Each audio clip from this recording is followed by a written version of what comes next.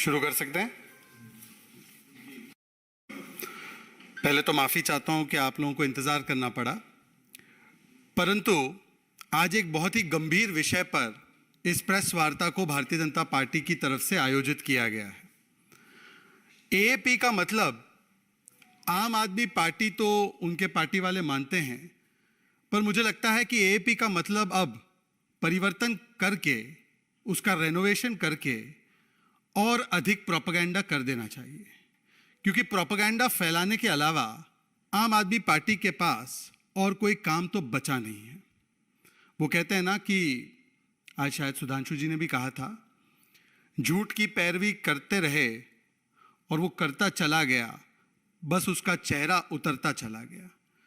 और आज जिसकी पूरी की पूरी राजनीतिक फिलॉसफी एक प्रकार से selective seeing, defective thinking and strategic silence and strategic talking की है, मतलब चयनात्मक दृष्टि से देखो, दोषपूर्ण तरीके से सोचो और सुविधाजनक तरीके से बोलो, जिसकी राजनीतिक फिलॉसफी बन चुकी है, ऐसी आम आदमी पार्टी आज फिर से प्रोपेगेंडा फैलाने में लगी हुई थी।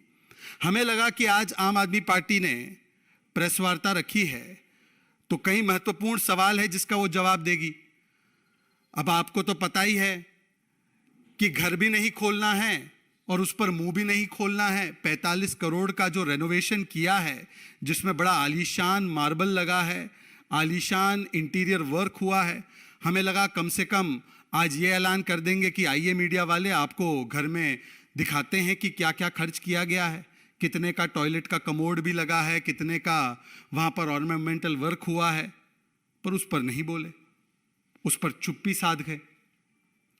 हमें फिर लगा कि चलिए सी अरविंद नाम के मनीष सिसोदिया के सेक्रेटरी का एक बहुत ही महत्वपूर्ण बयान सामने आया है और मैं मीडिया चैनल्स देख रहा था, आपने उसकी रिपोर्टिंग की है कि किस प्रकार से शराब नीति में वो तमाम बदलाव जिससे कि शराब माफियाओं को मोटा मुनाफा मिला, वो अरविंद केजरीवाल की उपस्थिति में अरविंद केजरीवाल के घर पर किया गया। तो मुझे लगा कम से कम आज आकर उस पर ही बोल देंगे, क्योंकि हाल ही में कोर्ट ने भी कहा है कि शराब घोटाले का आर्किटेक्ट मनीष सिसोदिया थे।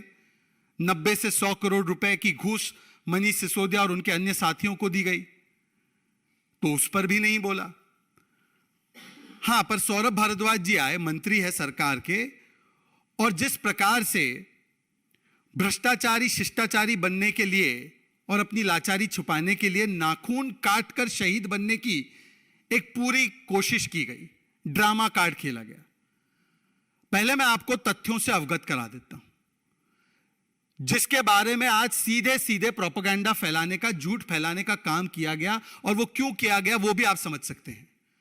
आम आदमी पार्टी जब से भ्रष्टाचार के मामलों में उन्हें कोर्ट से राहत नहीं मिल रही है, सत्येंद्र जैन हो, विजय नायर हो या मनीष सिसोदिया हो, आम आदमी पार्टी ने देश की स्वायत्त संस्थाओं को, संवैधानिक संस्थाओं को और देश में निष्पक्ष तरीके से काम करने वाली एजेंसियों के खिलाफ एक प्रकार से, जैसे कांग्रेस का तो होता ही था रवैया, वैसे सुपारी उठा रखी है कि कैसे इन एजेंसियों को बदनाम किया जाए, कैसे इन एजेंसियों के मनोबल पर चोट की जाए, कैसे जो कार्रवाई भ्रष्टाचार पर हो रही है लगातार इन एजेंसियों के द्वारा उसको रोका जाए, क्योंकि कहीं ना कहीं आज आम आदमी पार्टी लालू प्रसाद यादव और कांग्रेस पार्टी के साथ खड़ी है।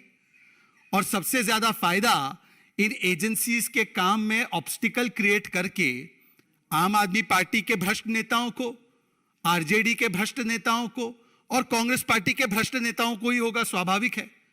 तो आज किस प्रकार से यह किया जाए, इसके लिए एक प्रेस वार्ता आम आदमी पार्टी ने की, और आम आदमी पार्टी के मंत्री एवं प्रवक्ता आकर कहते हैं कि ईडी ने, एनफोर्समेंट डायरेक्टोरेट ने किस प्रकार से हमें परेशान करने के लिए, हमें सताने के लिए पूरी साजिश रची है।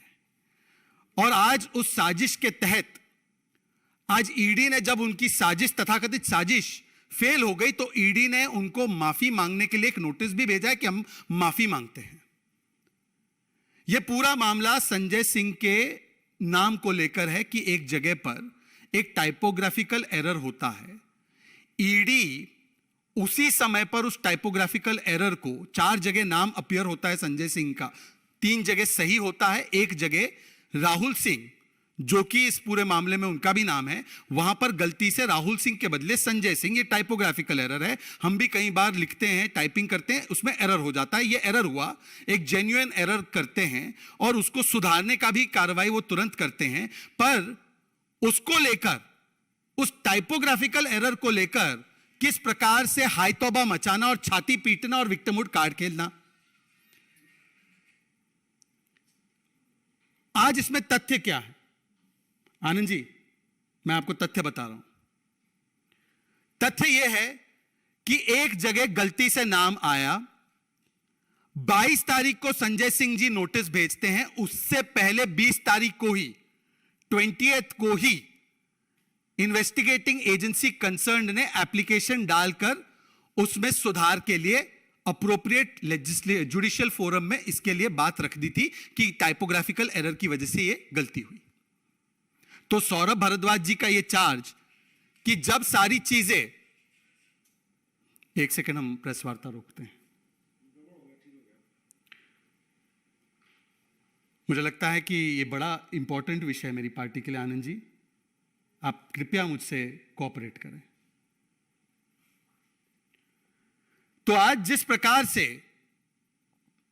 पहले तो उन्होंने झूठ फैलाया कि बहुत देर लगा दी ईडी ने करेक्शन करने में या इस पूरे मामले में सुधार करने में, आपके सामने तथ्य है, मैं आप ही के सामने जो तथ्य आपके चैनल्स ने पेश किए उसमें से पढ़कर बता रहा हूं कि 20th को ही, बिफोर नोटिस को अराइव, उससे पहले ही इसकी करेक्शन के लिए एप्लीकेशन लगा दी गई। झूठ नंबर 1 सौरभ भारद्वाज का पकड़ा गया। झूठ नंबर 2, सौरभ भारद्वाज कहते हैं कि देखिए हमें परेशान किया जा रहा है, हमें सताया जा रहा है। बाकी के 3 जगह जहां नाम आया है उसके विषय में कुछ नहीं कह रहे, वहां तो सही है नाम, वहां पर कोई गलती नहीं है। तीसरा, सौरभ भारद्वाज कहते हैं कि ईडी ने हमसे माफी मांगी। अंग्रेजी के आप भी जानकार हैं, वो नोटिस आपके पास भी है, आप पढ़ लीजिए कि कौन से वाक्य में एजेंसी ने माफी मांगी। तो यह झूठ बोलने का काम किया जा रहा है। यह इसलिए किया जा रहा है क्योंकि किस प्रकार से एक एजेंसी के मनोबल पर चोट की जाए, जिसका आज पीएमएलए के केसेस में, मैं पीएमएलए के ऑनगोइंग केसेस में जो ट्रायल में चले गए हैं, वहां पर कन्विक्शन रेट 96% है। यह वही एजेंसी थी जब यूपीए के जमाने में एक भी कन्विक्शन नहीं हुआ था, आज 96% कन्विक्शन रेट है। यह वही एजेंसी है, यूपीए के कालखंड में 4-4.5 हजार करोड़ रुपए मनी की जो है रिकवरी होती थी, आज 1,15,000 करोड़ से ज्यादा जो इलीगल करप्शन का पैसा है उसको रिकवर करने का काम इस एजेंसी ने किया है। आज भ्रष्टाचार के खिलाफ यह कार्रवाई कर रही है एजेंसी।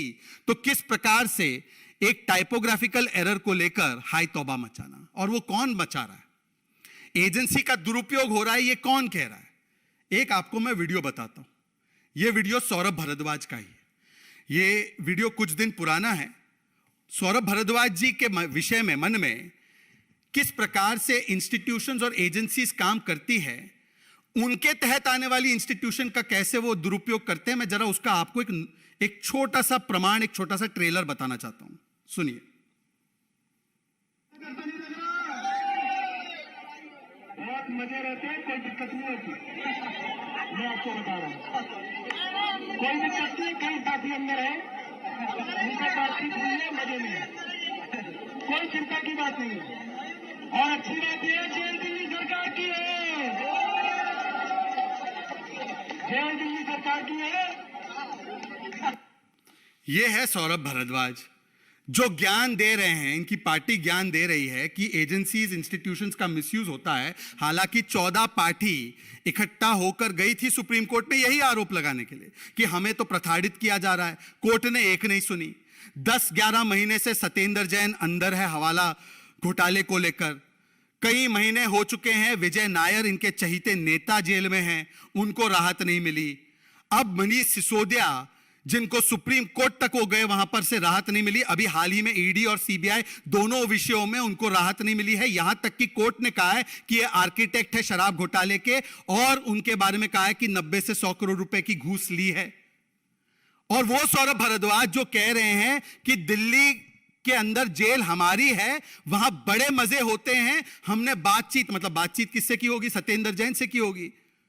सत्येंद्र जैन से बातचीत कर ली है, वहां पर ऐशो आराम होता है, इसलिए कोई परेशानी की बात नहीं है। दिल्ली सरकार की है, जेल दिल्ली सरकार की है, ये सबको ज्ञान दे रहे हैं।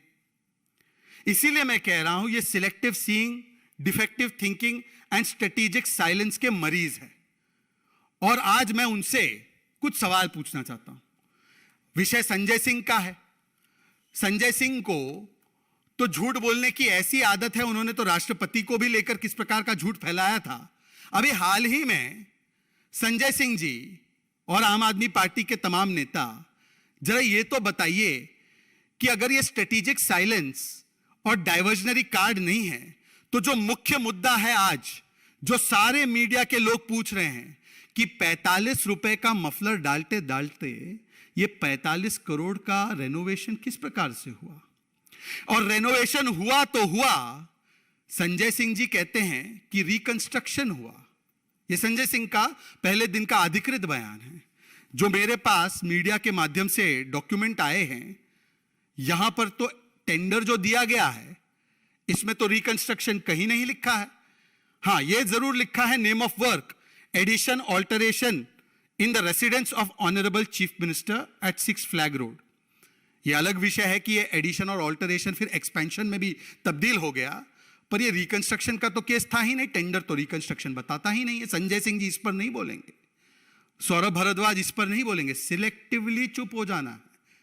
जहां एक टाइपोग्राफिकल एरर मिल जाए वहां पर हाय तौबा मचाना है, अपने आप को क्लीन चिट दे देना है, कट्टर ईमानदार कह देना है, कोर्ट की बात नहीं सुननी है, एजेंसी की बाकी और बातें नहीं सुननी है, और इस विषय पर पूरी तरह से शांत होना है। मुंह भी नहीं खोलना है, घर भी नहीं खोलना। और कुछ एकाध पत्रकार दिख रहे हैं जो उनके बाउंसर के हाथों किस प्रकार से अभद्रता की गई उसके भी शिकार है। संजय सिंह जी ये बताइए, आपने ही प्रेस कॉन्फ्रेंस की थी, आप बड़े ज्ञानी हैं, बहुत ज्ञान है। कह रहे थे छत गिर रही थी, 3-4 बार छत गिर गई, बड़ा डेंजरस स्ट्रक्चर था, बहुत डेंजरस था। यह पहली बार ऐसा हुआ है कि छत की मरम्मत करने के लिए छत सलामत रहे, the ceiling should be safe, for that you have to install flooring of Dior marble. यह ऐसी टेक्नोलॉजी मैंने कभी नहीं देखी है, यह केवल आम आदमी पार्टी की टेक्नोलॉजी है। टाइपोग्राफिकल एरर पर अपने आप को क्लीन चिट देना, और जब सीलिंग गिर रही है, the sky is falling on your head, you say कि we will install Dior pearl marble. ये मैं नहीं कह रहा, मीडिया के माध्यम से है, और किसी ने इसको कॉन्ट्राडिक्ट भी नहीं किया। ये नहीं कहा है कि ये गलत है कागज, ये नहीं कहा है ये खर्च नहीं हुआ है। उनकी जो भी प्रेस वार्ता हुई है उसमें उन्होंने ये नहीं कहा। पर आप बताइए कि करोड़ों रुपए का डियोर पर्ल मार्बल कैसे लगा, उसका कोई जवाब नहीं। सिलेक्टिवली चुप हो जाना है। सिलेक्टिवली ये भी चुप होना है। एक और कागज सामने आया। अब क्या है, मीडिया वालों की बातों को हम सीरियसली भी लेते हैं, और उनके सवाल भी जनहित के सवाल है। मीडिया में ही देखा मैंने कि रिकमेंडेशन तो भाई साहब को की गई थी, मकराना मार्बल लगा दो। उनके आलीशान बंगले में उनको कहा गया था कि जो शाहजहां ने ताजमहल में लगाया है मकराना फॉर मुमताज महल, ये जितनी मेरी हिस्टोरिकल आर्किटेक्चरल जानकारी, हो सकता है इधर उधर थोड़ी कमजोरी हो, पर जो शाहजहां और मुमताज महल के लिए ठीक था, वो सुल्तान केजरीवाल के लिए ठीक नहीं था। सुल्तान केजरीवाल ने कहा कि दफा हो जाओ, हमें तो केवल डियोर पर्ल मार्बल चाहिए। ये डियोर पर्ल मार्बल लगा। फिर बताइए, और डियोर पर्ल मार्बल क्यों लगा? क्योंकि छत गिर रही थी। ये मार्बल का और छत का क्या रिलेशन है, ये जरा समझाने का कष्ट कीजिए संजय सिंह जी, आप माहिर है, एक्सपर्ट है इस इशू में। अच्छा, ये भी नहीं, छत को सलामत रखने के लिए, छत को ठीक ठाक रखने के लिए, सिर पर कहीं ना गिर जाए, इसके लिए 8-8 लाख के कर्टन भी लगे हैं।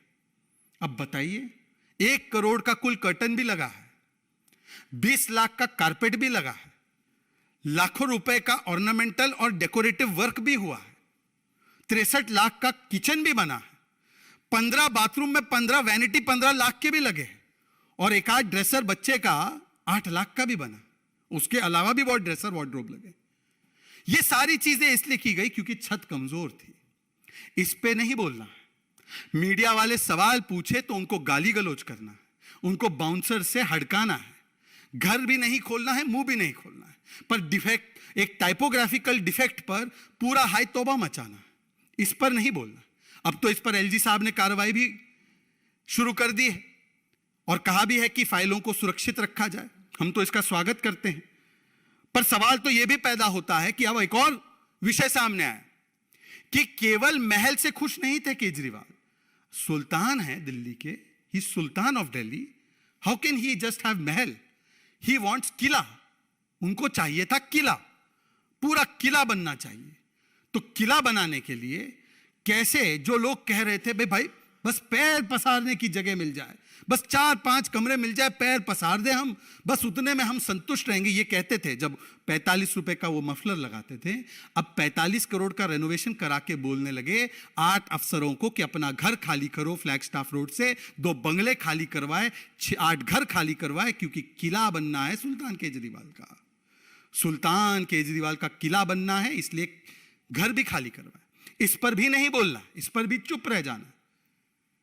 और जो आज सबसे महत्वपूर्ण विषय है, महत्वपूर्ण विषय यह है कि शराब घोटाले में अगर आप इतने ही मासूम हैं, यही कहा ना आम आदमी पार्टी ने, तो प्लीज एक बार बता दीजिए कि पिछले इतने महीनों से, जब से एफआईआर दर्ज हुई है शराब घोटाले में अगस्त 2022 में, तब से लेकर अब तक अगर आप मासूम थे तो आप एफआईआर कॉश करवा देते। उसका जवाब नहीं।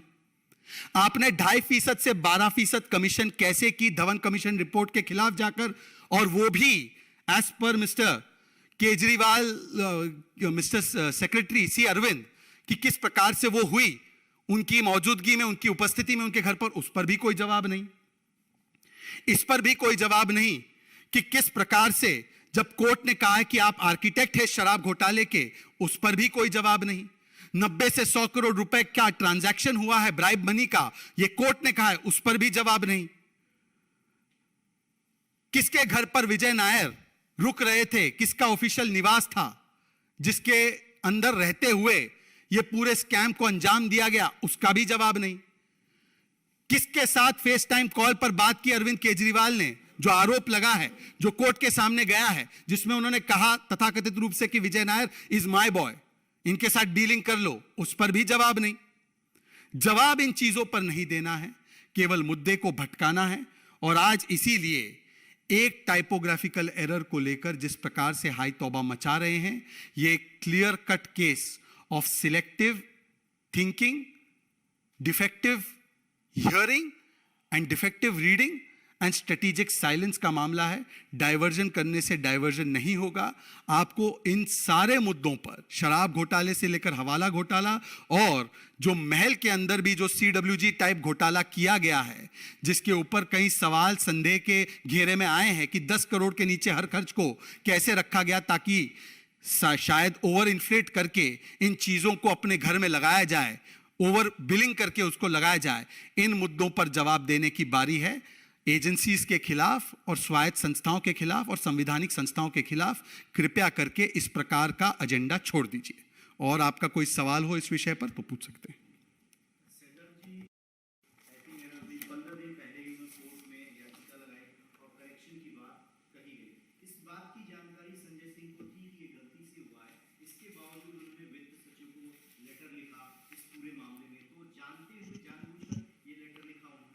देखिए, इस पूरे मामले में किस प्रकार से आम आदमी पार्टी, जो पूरी तरह है बौखलाही, वो किसी भी मुद्दे को लेकर मैं विक्टिम कार्ड पर उतर कैसे आऊं, यह दिखाने की उनकी चेष्टा है। एक गलती हुई, उस गलती को तुरंत आपकी नोटिस से पहले ही सुधारने की प्रक्रिया शुरू हो गई। निश्चित रूप से आपको भी इसकी जानकारी है, मीडिया के माध्यम से सभी को इसकी जानकारी थी, परंतु क्योंकि उनको कोई भी कोर्ट से आज तक किसी भी विषय पर, चाहे शराब घोटाला हो, हवाला घोटाला हो, उसमें राहत नहीं मिल रही है। और जो शीश महल कम ताज महल जो उन्होंने बनाया है किला सुल्तान केजरीवाल का, उस पर जो सवालों के जवाब से भागना है, तो कौन सा वो मुद्दा लेकर डाइवर्ट करने की कोशिश की जाए। आज उसी प्रक्रिया में, उसी श्रृंखला में ये पूरा का पूरा ड्रामा रचा गया, ये विक्टिमहुड कार्ड खेला गया, और जो असली मुद्दे हैं उसको एक तरीके से भटकाने की ये पूरी प्रक्रिया थी। सर, जो दिल्ली के 1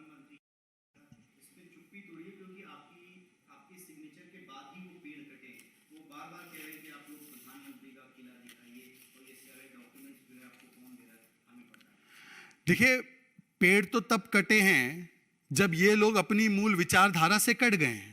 इनकी मूल विचारधारा क्या थी? जब अन्ना हजारे जी के तहत ये काम करते थे तब इनकी मूल विचारधारा ये थी कि चाहे कुछ हो जाए हम वीवीआईपी नहीं बनेंगे, चाहे कुछ हो जाए हम छोटे से सामान्य घर में रहेंगे। ये उन्होंने हलफनामा साइन करके दिया था। चाहे जो हो जाए हम अपने आम आदमी के स्टेटस को नहीं बदलेंगे। और जैसे ही राजयोग आया तो राजरोग का ऐसा संक्रमण आया है कि सारे सूलों से कट गए, और उस श्रृंखला में पेड़ भी कट गए, उस श्रृंखला में घर भी खाली करवाए गए, उस श्रृंखला में 4-4 लाख के टॉयलेट कमोड भी लग रहे हैं, उस श्रृंखला में डियोर मार्बल भी लग रहा है, और उस श्रृंखला में करोड़ों रुपए के पर्दे भी लग रहे हैं। ये पेड़ ही नहीं काट रहे हैं, ये दरअसल अपनी विचारधारा की जड़ों को काट रहे हैं, क्योंकि अब ये शागिर्द हैं लालू प्रसाद यादव जी के, और ये शागिर्द है सोनिया गांधी और राहुल गांधी के।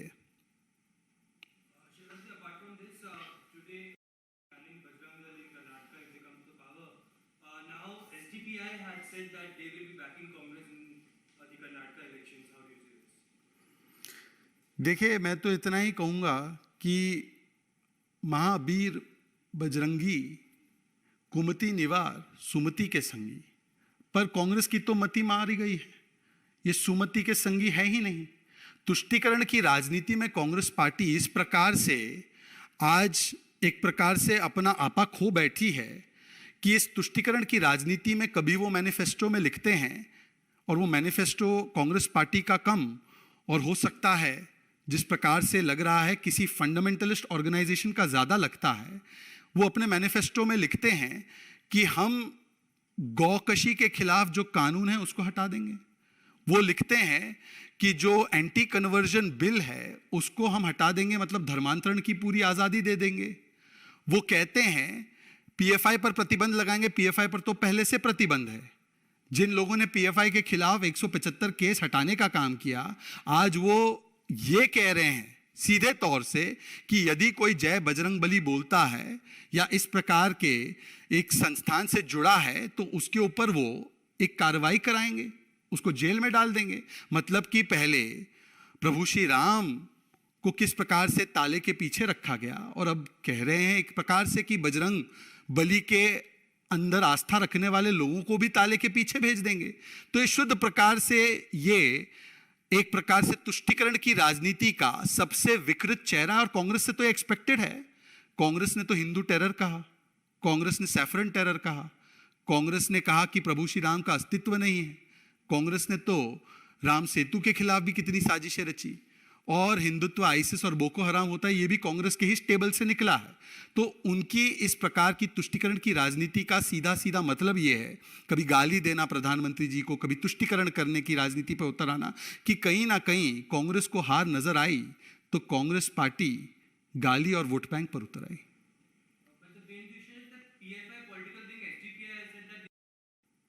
तो जो बात पर्दे में थी वो अब पर्दा गिर चुका है, और पर्दा गिर चुका है तो असली चेहरा सामने निकल कर आ चुका है। क्योंकि मैं देख रहा था national general secretary of SDPI, he has said I have now decided that we will contest only 16 seats. Earlier we were going to contest 100 seats, and we are going to leave these seats for Congress party and others, and we are going to do door-to-door campaigning for Congress party. And when this question was posed, I think it was your reporter who posed this question to Khadge ji. Khadge ji did not say we condemn this. Khadge ji did not say we distance ourselves. He said, so what? If so, some secular organization wants to support us, we are ready for it.